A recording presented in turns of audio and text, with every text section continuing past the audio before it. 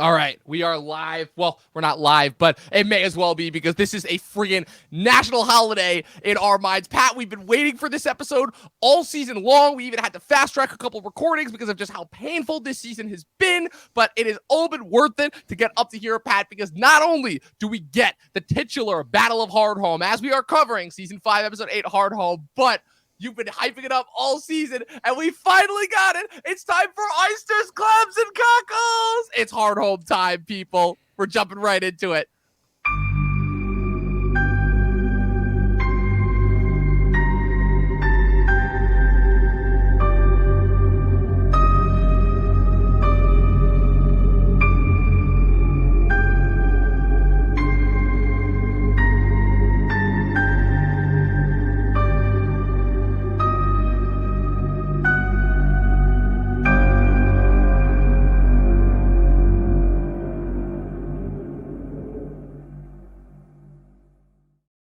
Sorry, Pat. I didn't mean to steal your call. I didn't mean to steal your thunder there. I'm sorry, but I was just you don't understand the energy that I have been lacking from this show for the last couple of episodes. I had to kind of quadruplify it for this episode. Yeah, because I think the Talkin TV family, here that's talking Thrones with us, is going to believe that that's a hard act to follow. Your introduction here.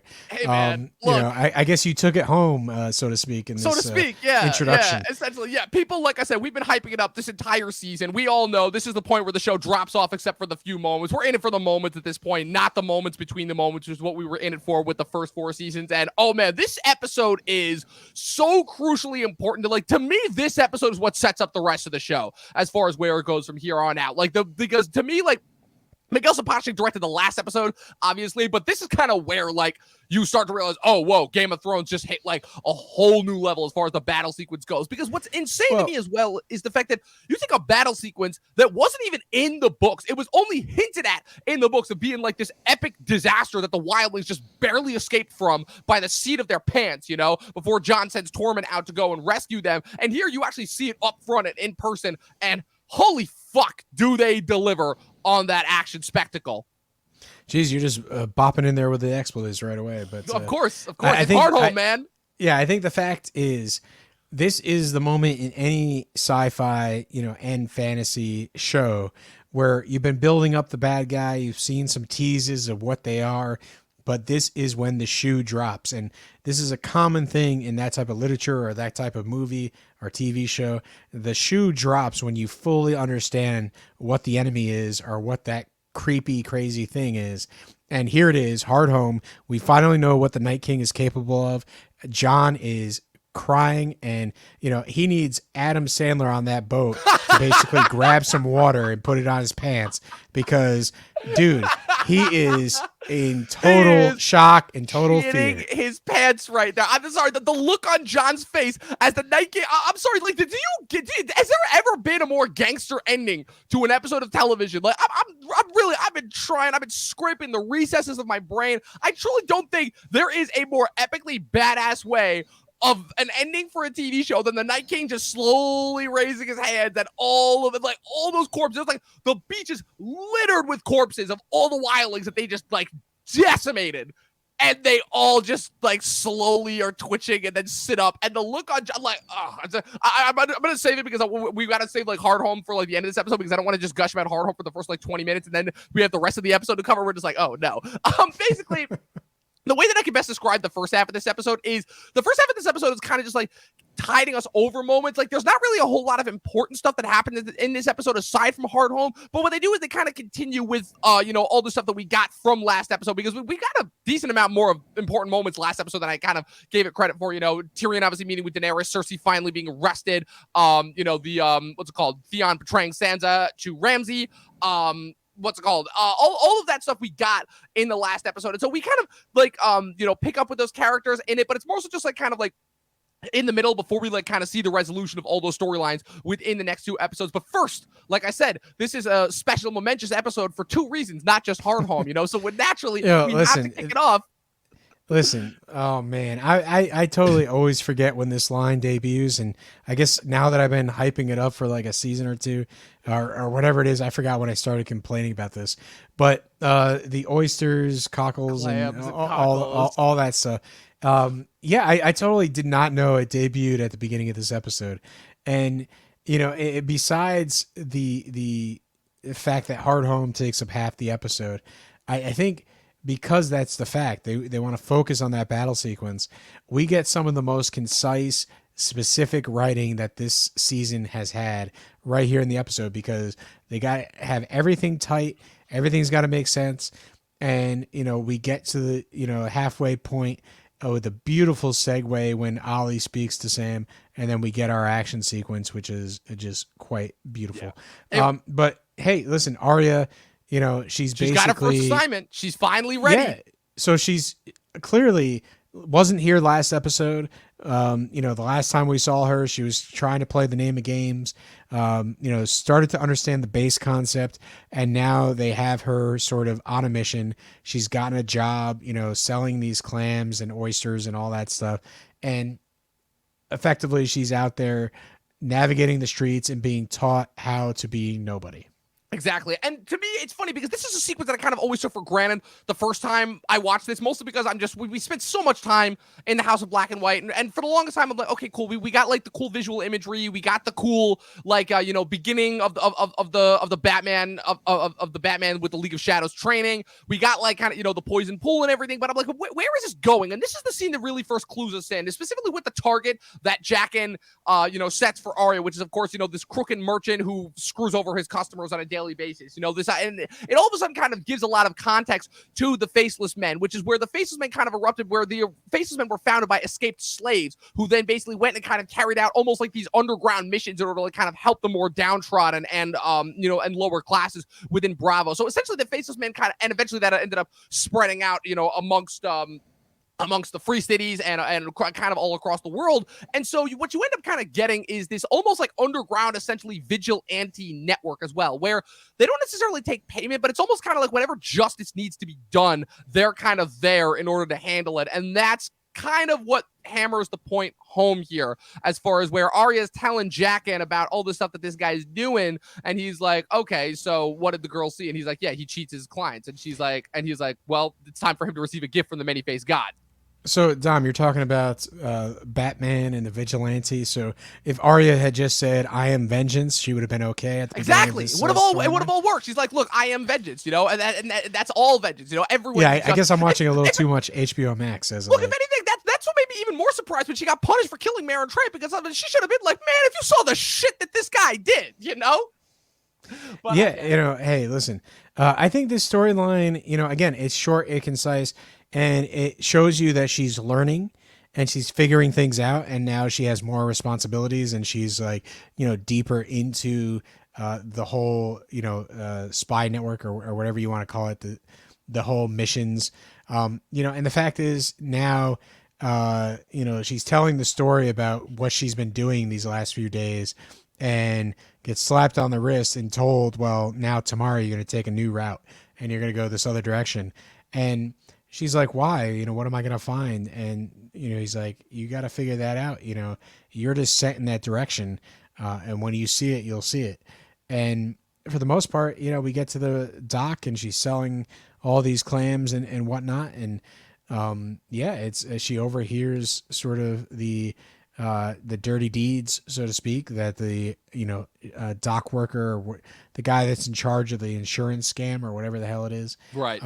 Basically is not going to allow this man to get the money to his wife and kid, and that's one of those things. She realizes that there's something foul going on here, and that's likely her mission, and we don't get to see anything else. We just really get to see her understand what she has found, and that's going to come into play at a future time. Yeah, and it's interesting too how the Faceless Men also kind of use the selecting of targets almost as like an observation tactic in order to see whether as like a test as to whether Arya can like identify the reason why this man is being selected to be sacrificed to the many-faced god, essentially. So that was again a cool little tidbit. Again, it's like a lot of storylines throughout these next two seasons that I originally gave a lot of flack for, and now I'm realizing I'm like, no, so a few of the storylines, the setup is actually pretty good. It's just the payoff of what comes out after the fact. the Arya storyline, the Tyrion storyline, all those that just doesn't hold up as well. Yeah, as we get into the 6th and 7th season, we're gonna realize the showrunners here are just like, oh man, we kind of have lingered a little too long in this storyline. Let's ride our way out of it. Time to wrap it up. Yeah, exactly. And so the payoff just sort of becomes whatever it is to get them out of the circumstance. And with Arya, we could talk about it all day. Like at the end, you never really it's not conclusive whether Arya survives or she's killed and just her body's now part of the many-faced god's tricks. And later on in the seasons, when she's back in Winterfell, back dealing with Sansa, even with the long night, we're led to believe that she actually did win that fight. But it's almost like in retrospect, it's like that mystery of what happened to Arya. Is she the same person? We don't really realize it until much later on. And I think that kind of leaves a bad taste in my mouth. Yeah, sure. They do that with both Arya and with Bran as well. And I don't know if that was an attempt by the showrunners in order to potentially capitalize on what it seems like Martin had as a future for a decent amount of those characters. Because in the books, obviously, it's known that in addition to Bran, both Arya and Jon are wargs as well. So there's a strong hint that the two of them at one point, obviously Jon has already had his, but that the two of them were going to have two near-death experiences that would force them to warg into their respective direwolves. And at that point in the books, those are the three characters who were the only three that still had their direwolves alive as well. So that would kind of provide the opportunity for them to bring Nymeria back in, and then for them to bring Ghost back in as well. There was another theory, I believe, that the way that Jon was going to come back to life, where he was going to warg into Ghost right as he died, and then potentially come back as like a half-man, half-wolf kind of thing. I don't know. Like I said, it's a lot of mystery. It's a lot of magic stuff that just the showrunners just didn't seem that interested in really diving deeper into and pursuing. But they're the more and more that kind of we explore where the characters end up going after the fact, it definitely seems that the seeds were there, just not, unfortunately, I feel like carried out to their full potential. Now let's cut over to Meereen. So we get the payoff from last episode. Daenerys has officially met Tyrion. She's now meeting with her and Jorah in the Great Hall, and I don't know. Yeah, how many chambers does Daenerys have? Because I don't know. Usually, I thought that this was Daenerys is on the. That's the thing. I'm assuming it's the same one, just shot from a different angle. They shoot this from the right, where they almost always shoot it from the left. So yeah, it's very disorienting because they usually choose to have it in the other direction. But well, maybe, but you're almost like, is this even in the same space, or is this the second throne room? Like Jorah's not good to bring to the main throne room. We got to bring him to the second throne room. It's I don't know. It's one of those things. It was kind of jarring to me, and that's all I could think about during this sequence. And I'm just like, really, why is it shot from this angle? But at the end of the day, the sequence is all about Tyrion. And, just going back and forth with Daenerys, she says something and then he says something snarky, and, they're just going back and forth, playing off of each other's last phrase, and they're kind of walking each other into a corner each time. And Tyrion eventually gets caught, and, he starts telling a story about his, whatever. And it's one of those things where you could see that both Daenerys and Tyrion have a way with words, and they basically playing off each other and trying to trade barbs and feel each other out. And it's really one of those crafty scenes. It's like the writing that you wanted to see the rest of the season emerges here in this episode. Short, concise, right on the money, smart. Everything about it is really backs up the characters that we want to see.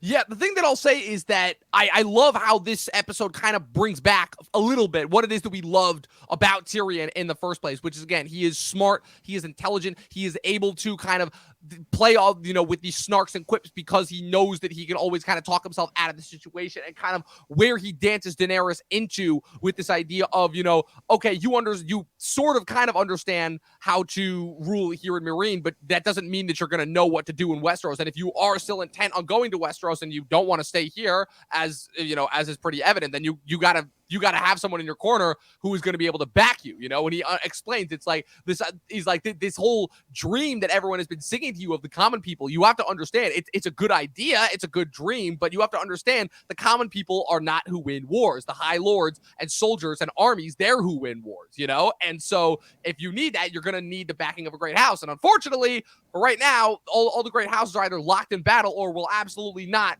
support you, you know.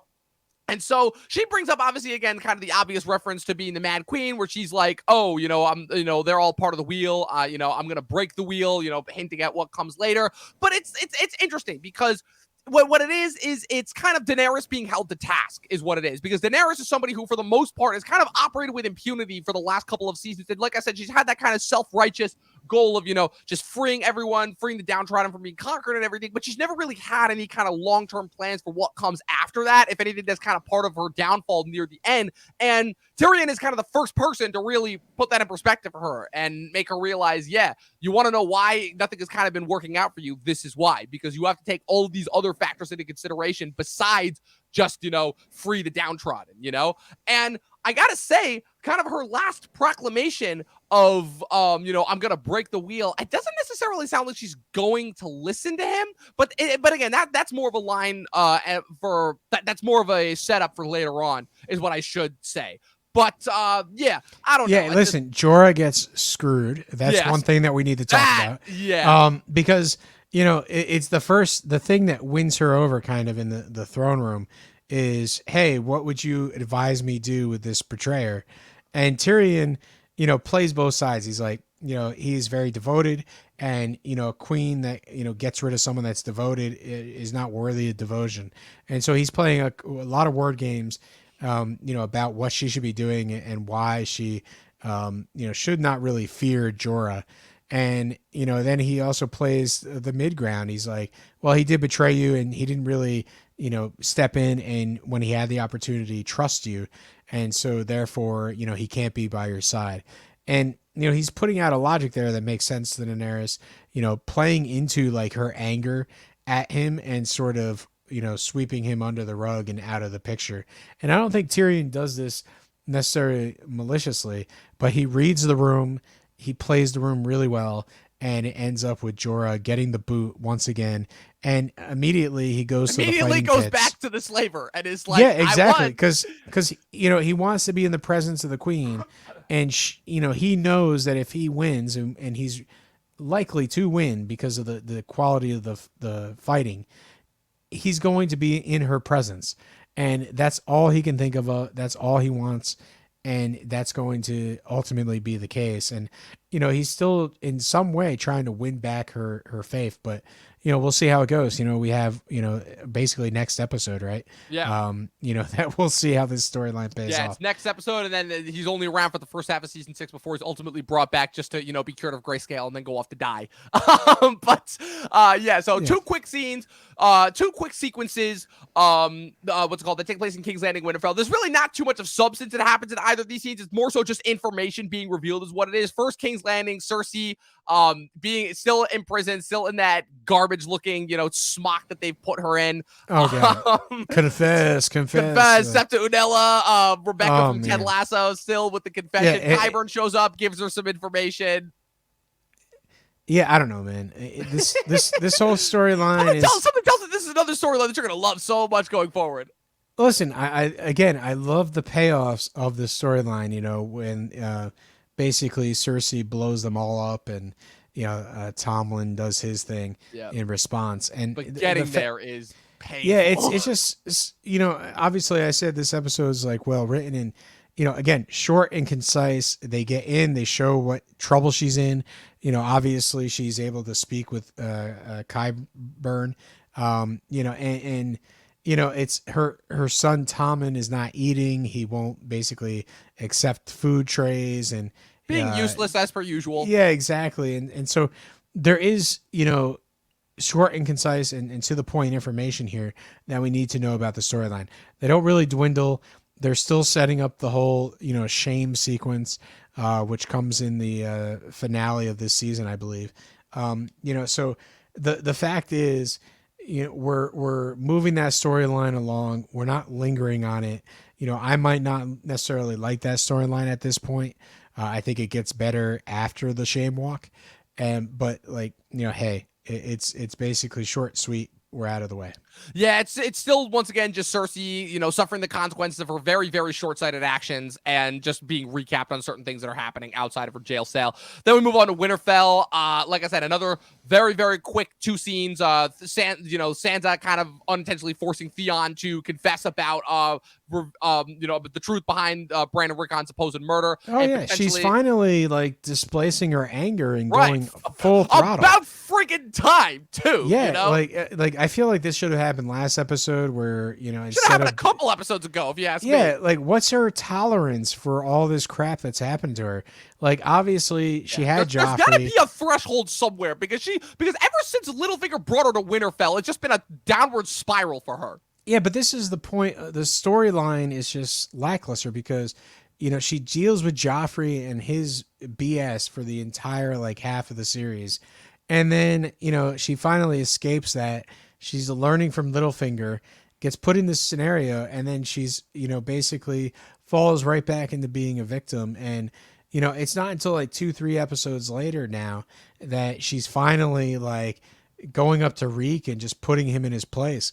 You don't think that would have happened like immediately? Like, why when Reek came in with the meal last episode, she was like, why didn't she? Oh, I trust you with this candle. She's gonna trust with the candle then. If anything, it would have made more sense if those scenes were reversed, It would have made way more sense if she's gonna trust him with the candle after he reveals that he is not the murderer that everyone thinks he is, and then he goes and screws her over. That would have made way more sense. Yeah, because then she's, basically putting a foot forward, even though it's Reek / Theon at this point, and, whatever she does to him, it's definitely like she can't do anything to Ramsay at this point, but she can put it on to Reek. And, it's showing that she's angry, that she's taking measures, that she is really, starting to put that anger outward. And, it would have made total sense to do that last week and then trust him with the candle after he told about, Rickon and whatnot.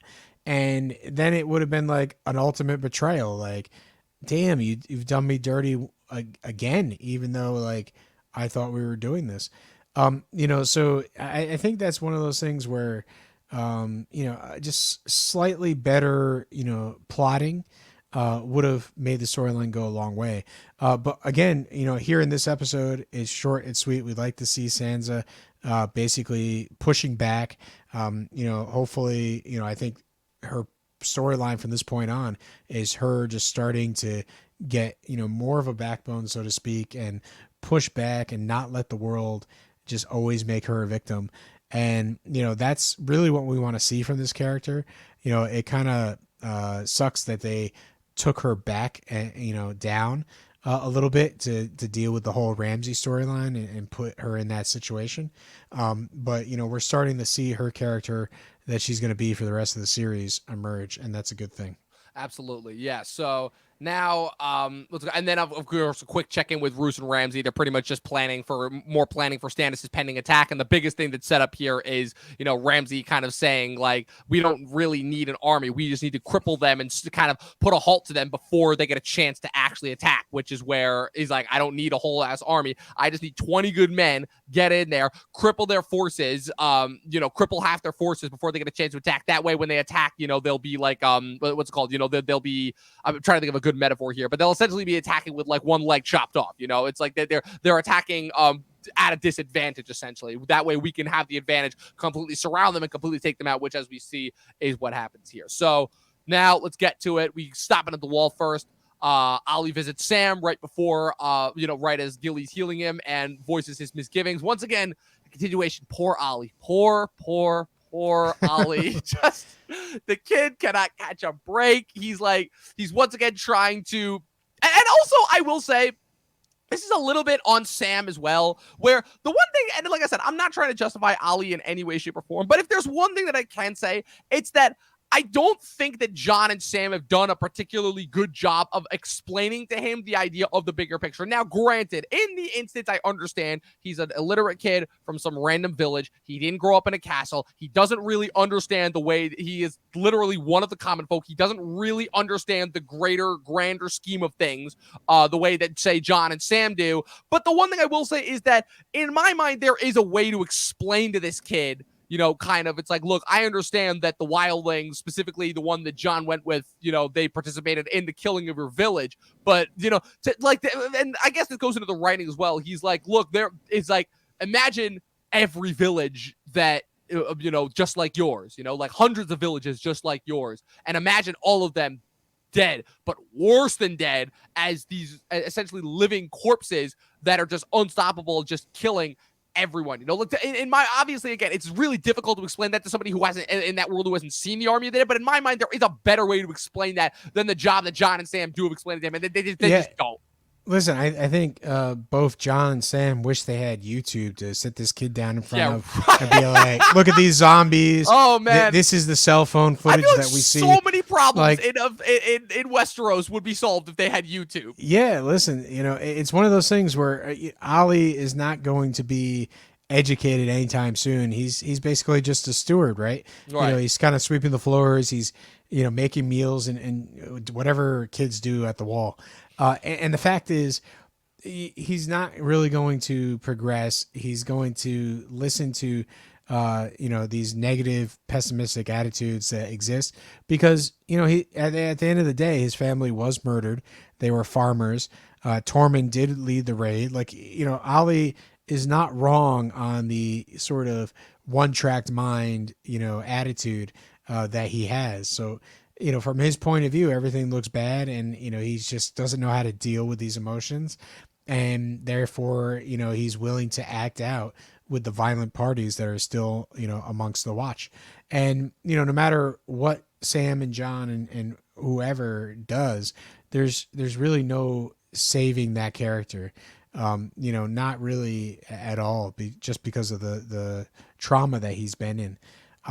So it's one of those things where, maybe if it wasn't such a dark time and the, Night King was out there and they had time to sit him down and educate him, he would have basically, had a different outlook. But they don't have time and they can only have these quick conversations, try to explain it the best they can. And at the end of the day, it's just not enough for Olly to overcome. Unfortunately, yeah. And it's a great cut. It's a great segue into, again. Oh, yeah. What do they say? It's like, oh, what's Jon up to? Yeah, and then it's just his grim, solemn face that he's just adopted as they sail into Hardhome. I love the way that it's shot. I love the scenery, the way that it's like kind of, this small little harbor town and cushioned amongst this giant mountain range. There's the feeling when you get there. And I don't know, like I said, it's one of those things where there's this thing that I listen to on the rewatchables where they say this idea of kind of, a twist aging badly, but not the twist itself being bad, the feeling of the oh shit moment that you get after the fact. And if you're gonna, get that oh shit feel, now knowing what's gonna come next. And I will admit there's a little bit of this feeling because I remember the first time that I watched this episode, I didn't think anything was gonna come of it. I didn't know what was gonna happen next, but I didn't think anything was gonna come of it. I figured if anything, there was gonna be more just tense standoffs between the Night's Watch and the Wildlings. In no universe was I expecting for there to be an imminent attack that just comes out of nowhere like that. Like in hindsight, the logistics of it where it's like, okay, how would the White Walkers have amassed a force that quickly? How would they have snuck up on them that quickly? So there's a little bit of logic gaps in there if you really, really want to nitpick. But like just this kind of feeling of just ominous, something is about to go down as they're sailing into Hardhome. Well, I think you could easily explain away how they amassed an army. Like the White Walkers have been there for 5 seasons now. Right. We're pretty much at the end of this season. So they, people have been dying. They've been raising them. They've been sort of hidden away, way beyond the wall, and they're waiting for their perfect moment to strike. And, right. Here it is. Like you have the broken Wildling army at Hardhome, which, is a mountainous position, and you would think it would be very defensible. But as we prove in this sequence, right. It's not really that defensible against the dead. Right. Because, midway through the sequence, you have zombies jumping off the cliff. Literally, no, not even not even jumping, running, just straight up running off the cliff. You know, but they tumble all the way to the ground, and then moments later they're back up, ready to fight. Up. Yeah. So the fact is, you know, what would seemingly, and I like the visual of this, you know, a little nice Hardhome fort that's backed into the wall, seemingly very defensible. You know, it's just the nature of the dead is that, you know, they could overcome this with ease, and it actually becomes a death trap for those that are living. Exactly. It also, like, I love as well, too, kind of the way that, like, it kind of, like, plays around with you, where you have this tension coming in where you think it's just going to be between the Night's Watch and the Wildlings, and then you have like kind of this brief moment where you have the discussion, and then the discussion surprisingly goes well, you know, even though the Thens and a bunch of others decide to stay as well, and then they all you know, and then it happens as they're leaving. It's great. Like I said, it's a brilliant also like kind of existence of like, because the other to me reason why this sequence works so effectively, besides all the other reasons that we said, is it's just like, it's a great horror sequence. It's a great horror sequence. You just get that feeling of, because what it is it ultimately is, I feel like, the summation of everything that the show is saying, which is just this idea of there is no escaping kind of the inevitable, and in this case the dead are the inevitable, where it doesn't matter what they do, it doesn't matter how many they fight, it doesn't matter how many they take down, the dead just keep coming, and you don't know when they're coming, but when they do, it's going to be scary as shit, you know, because the one thing that I will say, like, kind of when the snows loom in, even when you see the giant, like, run, like, you know, taking out the dead one at a time, it's like, everyone says, it's like, you know, this is it, this is the enemy, you know, this is the final enemy, you know, and there's something really impactful that comes from that realization. And I feel like they invoke cinematic history with this, you know, sequence with the Night King and the other White Walkers on the you know, sort of mountain. Essentially, you know, the seventh seal, right? Or is it the seventh sign? Yeah. Which one is it? I always confuse. Trying to rack my brain too. I was trying to figure it out because you're exactly right. I saw that shot when I watched it the first time, and I'm like, when the hell have I seen that before? You know? Yeah. So I always confuse the Demi Moore movie and the Bergman movie. So is it the Seventh Seal? Seventh Seal is the Bergman movie. Okay, good, because the Seventh Sign. Is the Demi Moore movie. Oh, Jesus. For some reason, yeah, I always confuse those two. For some reason, it's just so close in terms of the name. But yeah, the Bergman movie, you know, has the image of the characters in silhouette on a hill, and you pretty much get that here with the Night's Watch. And so, you know, obviously the Bergman movie is all about death and leading sort of the people that, you know, are going to the afterlife, you know, to their new destination. You know, and there's a lot more to it, but more or less that image is invoked here, where you have a little bit of a silhouette of the Night King and his men on top of the hill, and you know, and it evokes that sense of death is overlooking the camp. Yes. And you know, it's you know, from the first moment I saw this, I'm just like, oh my God, they are going full throttle with this sequence. The planning, the replanning, just the touches, they're at the top of their game with this sequence. And you know, it's like you said, it's a very scary sequence. It really amps up what the White Walkers are, and the shoe drops, right? You know, like I talked about with sci-fi, you know, it's always that moment where you have this ominous lingering threat. You don't really know anything about it. And then let's give you all the details all at once and show you how scary this really is. And after 5 seasons of watching this show, and just, you know, in 30 minutes, you get the full picture of why you should be scared and why you should be dropping everything, you know, all the inner office politics, all, you know, the problems, and you should just be focused on taking out the Night King. The other thing, too, that the sequence does as well is it kind of shifts up what we come to expect from Game of Thrones from a battle standpoint, because really the only experience we'd had with battles in this point with the first 4 seasons were kind of the one-off battle episodes where the entire episode was going to take place in one setting and just be a battle from start to finish. But even in those episodes, you know, Blackwater and the Watchers on the Wall, of which I'm referring to, even those episodes, you saw the breaks in between the tension, you know, like obviously, you know, you got to a certain point where it didn't stop until the end, but there were still breaks in between the tension. You know, there was a little bit of setup in order to kind of like ease you in. This is kind of like a little bit more of the new school of action filmmaking, of action/horror sci-fi filmmaking, where it surprises you once it starts and then it just doesn't stop. Like, you think you're going to have a moment to breathe. You don't. You are invested and your heart is tensed up from the moment that the White Walkers slam up, from the moment that the snow settle in from the mountain, all the way up until you see Jon on the boat watching the Night King raise the dead. It's unbelievable, and it sets the precedent for the rest of the show. You see that in Battle of the Bastards, you see that in Loot Train attack in Spoils of War, you see that in The Long Night and the Bells. Like, it effectively, again, this is the new standard for action filmmaking. Yeah, I think, for the most part, when Ollie and Sam's conversation kicks it over to this sequence, like from start to finish, I'm engrossed. Like, yeah, obviously I've seen this sequence more than any sequence of Game of Thrones. Sometimes I'll just fire up, the streaming and I'll go to this episode. I'll literally just watch the last half hour of this episode, just because I love it so much. It's so good. It's so good. But and also not to overrate as well, because we've been talking a lot about the action filmmaking, not to overrate like the actual conversation that happens between Jon Tormund and the Wildlings as well. After the brief comedic moment where Tormund kills the Lord of Bones, which is just so awesome. Yeah, so satisfying. That's exactly where I'm going, because because you bring the character back and you're like, why is this guy here? And even Tormund is like, look, we have bigger things to worry about than this stupidity and nonsense. I think it's really great. The two of them walking up, the Lord of Bones sort of confronts him. And, I can't really do a Kit Harington, but what is it? He's just like, we're allies. We're allies. We're allies, I believe. Whatever his phrase is. That's my best Kit Harington impression. Yeah. So, essentially, he says the wrong thing. And Tormund's just like, keeps a straight face. And he's just like, I hate you, Jon. Well, I also love the first line exchange that they have when they first get off the boat, where he's like, tell me I'm a fool for doing this. He's like, we're fools together now. I love that line.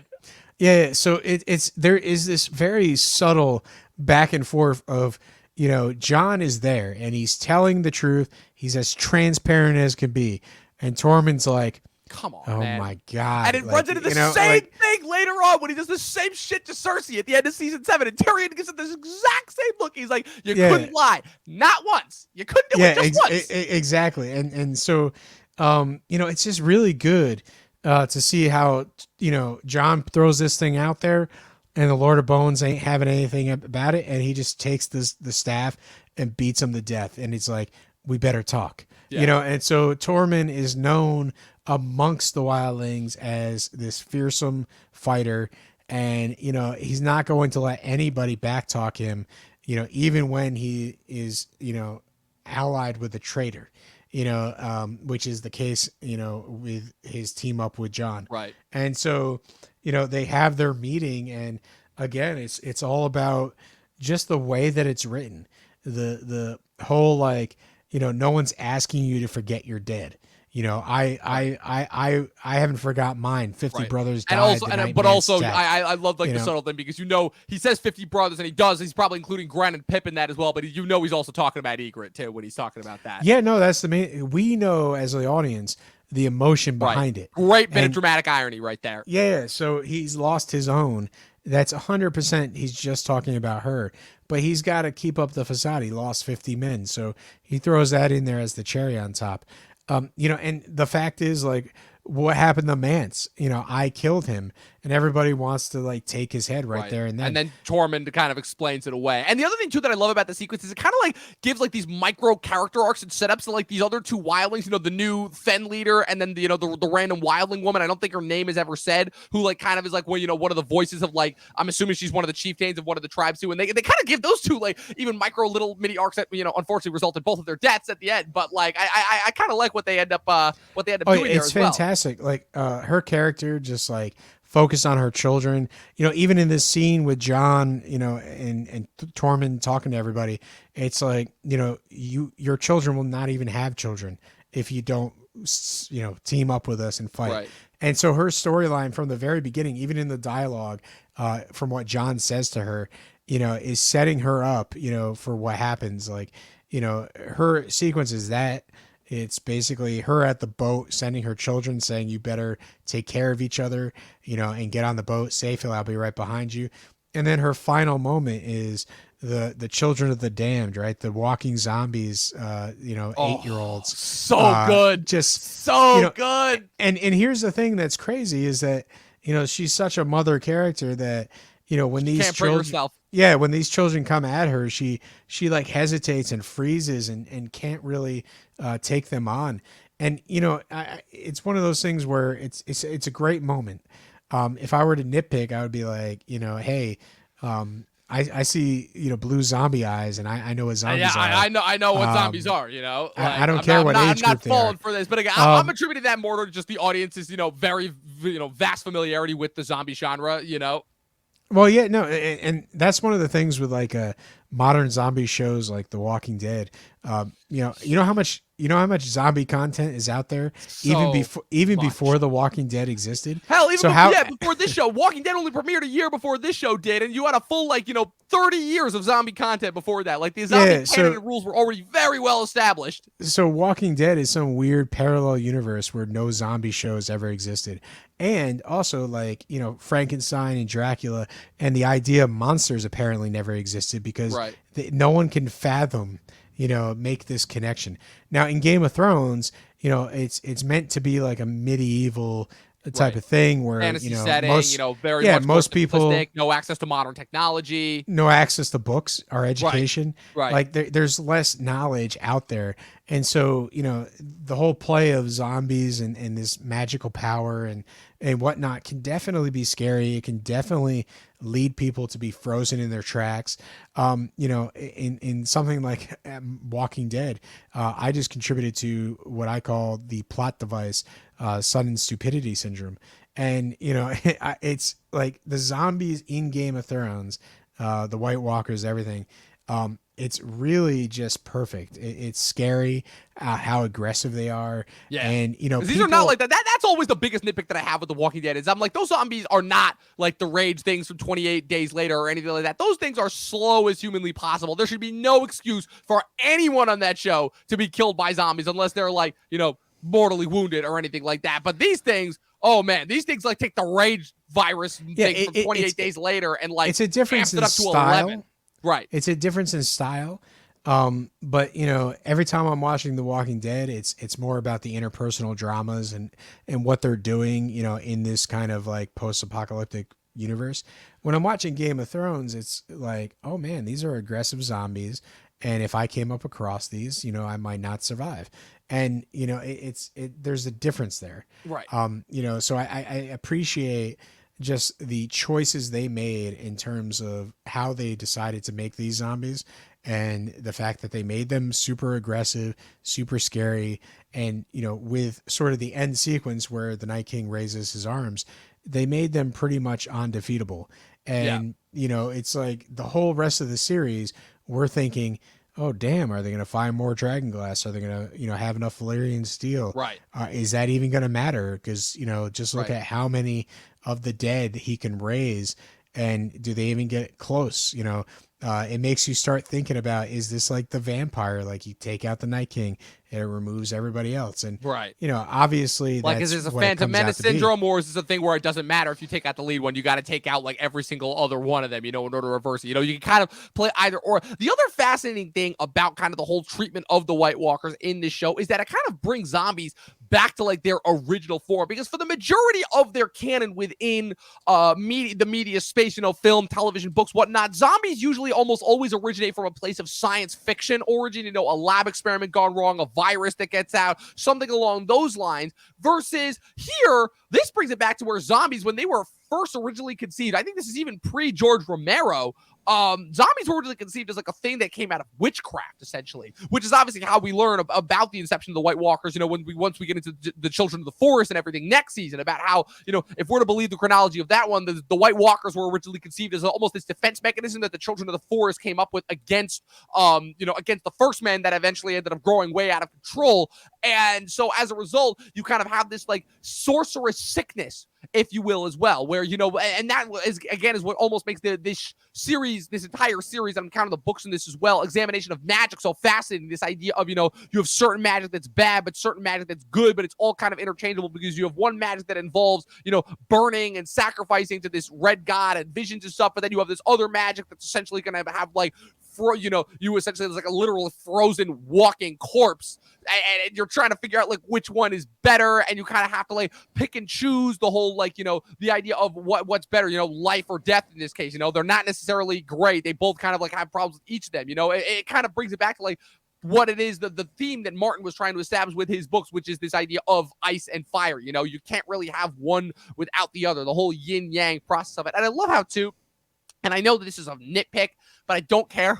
The White Walkers pick right when they're boarding the Wildlings onto the boat, like right at that precise moment to attack. I know it's a nitpick, and it has to do completely with story logic, and because they could have attacked at any moment, but I just found that funny, where it's like, wow, talk about timing. They got there. They were there for how many hours? They had that whole conversation. They started moving the people onto the boat slowly but surely, and then they attacked. It's like, oh man, it's almost like they were just trying to fuck with them. I just thought that was funny, and I had to point that out as well. Well, I think this might be one of those moments where, you know, having Bran not be a part of season 5 was kind of a big mistake, because they could have easily had him, you know, have some training sessions throughout the season, and he could have almost been like, you know, oh, I gotta warn Jon, and he tries to reach out and, you know, go to Hardhome and reach out to him. And then, you know, we see this in season 6 where the Night King sees Bran in a vision. It could have been like he sees him at Hardhome trying to reach out to, you know, basically his brother. And, you know, then the Night King could have moved his troops, and you could have done things to like, you could have added that to amp up a little bit of the mystery, you know, of Bran's character and the connection with the Night King. And also let the shoe drop about the Night King and just how much, like, you know, powers he has. You know, I guess, you know, I wouldn't necessarily 100% be in with that change, just because I think this episode is as perfect as it's going to get. But ultimately you could have, gave us just like a little bit of the Bran morsel this season, right? To make it happen. It didn't need to be there every episode, but it could have been there enough. Because the other thing too, also, and I know we talked about this a lot on the first episode as well as on, you know, the last episode of last season, is that the other thing too that this season does by cutting out Bran completely from this season is it kind of short changes his training sessions with the Three-Eyed Raven, because for the most part those training sessions in the next season are pretty awesome, and then they're only in it for like a couple episodes, and then boom, up another surprise attack, and now the Three-Eyed Raven's gone too. You know, it's like, oh wow, yeah. But you know, Dom, you and I have complained about more scenes in this season than I can remember. You know, that's true. That's true. You know, so can you just imagine if one of those scenes was cut, or several of those scenes were cut, and we had some cool Bran action? It didn't really necessarily need to be like, you know, moving, you know, radically that storyline forward. But just give us a little taste, just of that magic, you know, world building we're talking about, you know, getting us ready for the next couple seasons where magic plays more of a role. You know, I would have appreciated that a little bit more than some of the lackluster scenes that we got. 100%. I love how too that they emphasize that the dead are coming with the dogs barking, and everyone looks up, and I just love this slow look of realization, and everyone is like, oh fuck, you know, and then like close the gates, and it's great.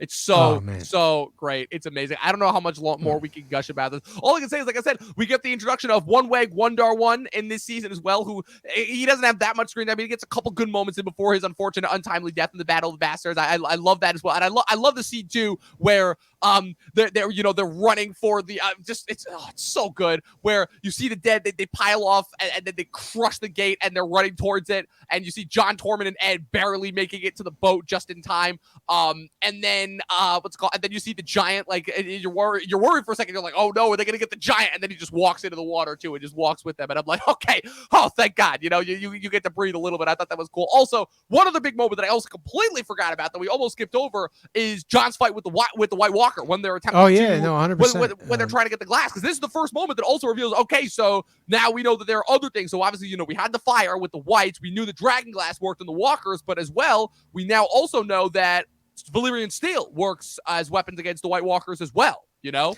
Yeah, and you know, that sequence is really well done, because they go in there, what's his face? Jon and the Thenn.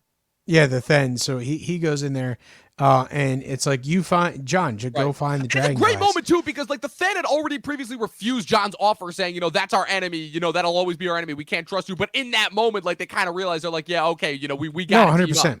Amazing. And, you know, the thing is, like, he goes to fight the White Walker, and within like 2 blows, the White Walker just takes him out. Like, he blows up his weapon, you know, with the magic, you know, axe or whatever he has, and then he stabs him. And Also, real quick, the White Walkers got an upgrade too this season. You know, they used to be kind of like in these shambling like clothes things, and now they're like full on suited up in armor. I'm like, God damn, I don't know when they upgraded or how, but shit, they look good. well, it's probably just a special effects upgrade or wardrobe upgrade. Oh, yeah. You know, it's Wardrobe like we gotta make them scarier. Yeah. But the fact is, you know, Jon does find the dragon glass, but before he can do anything with it, the White Walker throws him off of it, does a battle sequence, seemingly cannot do anything to stop him. Jon is lucky to stumble out of the hut. Right. You know, he was hit in the chest with the back of the weapon, you know, that he has. And Jon can barely stand, and he finds his sword and, you know, uses it to parry one last attack that the White Walker's sending his way. And you get that nice sound design where almost everything in the scene kind of echoes out, and you just get this like nice unrealistic wobble of the sword just really holding off that magical weapon of the White Walker. Yeah. And I love the look of the White Walker's so face too. As he he sees the block, and he's like, oh, it's almost like he has a oh shit moment before Jon kills him. Exactly. Awesome. So awesome. it's the audio in that moment gets so hyper focused and into, you know, what's happening with the weapons and the fact that this is a significant moment in terms of like how you're going to fight the White Walkers. Really well done, really stylized. And Jon just quickly makes fast work with him. And then he kind of looks up at the Night King, and that's when the Night King sends the second force, the second wave over the cliff. And that's when they know they got to get out of there, and the rest is history. Like we get to see everybody get murdered at the end of the sequence. Like the zombies are finding people. They're still killing people. They're checking. They're finding the living, even the ones that are hiding amongst the bodies and stabbing them. And it's really gruesome. And then, you know, as Jon's floating away, it's like the raise of the arms. Oh. And I love how they take like just an extra couple seconds, obviously, you know, with the raising of the arms and everything. And then you see the forces up, and then you like do like the cut out to like show like the entire shoreline. And like you see just how many bodies, you know, extended across the shoreline in order to just like really hammer the point home. And as if it's like, okay, as if you weren't already aware of how screwed they were, you know, with the Night King. And I love how the Night King is just glaring daggers at Jon. Is like, yeah, that's right, motherfucker, I'm coming for you next, you know. And it just, I love and like, as if that doesn't hammer the point home enough already, just how screwed they are, just how like I said, it is, like you said, the shoe is dropped. They now know officially what they're up against. There have been ruminations, there have been hints up to this point, but this is the first major instance where they have an experience with the White Walkers. They barely got away with their lives, and now the stakes and the tables, whatever you want to call them, have been set for the rest of the show going forward, because they now know who they are going to be facing with the ultimate enemy in the build-up to the Long Night. So that's it, people. That is Hardhome. Officially, I think we can say it's safe to say one of the best episodes of the entire show. Easily for me, the best episode this season, 100%. It does such a good job of nailing just what a force to be reckoned with the White Walkers are and what they're going to be going forward. We have 2 episodes left of this season before we get into season 6, Battle of the Bastards and Winds of Winter time. So be sure to keep tuning in for new episodes every single Friday on Spotify and Apple Podcasts. Be sure to follow my co-host here at Patrick W. Huber across at Patrick W. Huber. At Patrick W. Huber. I'm getting my terms mixed up all the time, you know. I should probably at this point, since you dubbed it the Professor Patrick, or whatever it is, I should change it to that, honestly. I should probably do something with it, but you know, that's another story for another time. At Patrick W. Huber on Instagram. I'm sharing a couple things here and there. I got a couple more things that I do want to post. I'll just slowly put it out there into the ether. Excellent. Yes, and of course, follow myself at Movie Nerd Reviews, and be sure to follow the official Talkin TV podcast, Instagram, Facebook, across all social media platforms. Be sure to subscribe to our YouTube channel, Talkin TV, and follow us on Twitch if you are not already. And as always, people, 12 seasons in a short film. Stay frosty and watch more fucking movies and TV. We'll see you guys next time.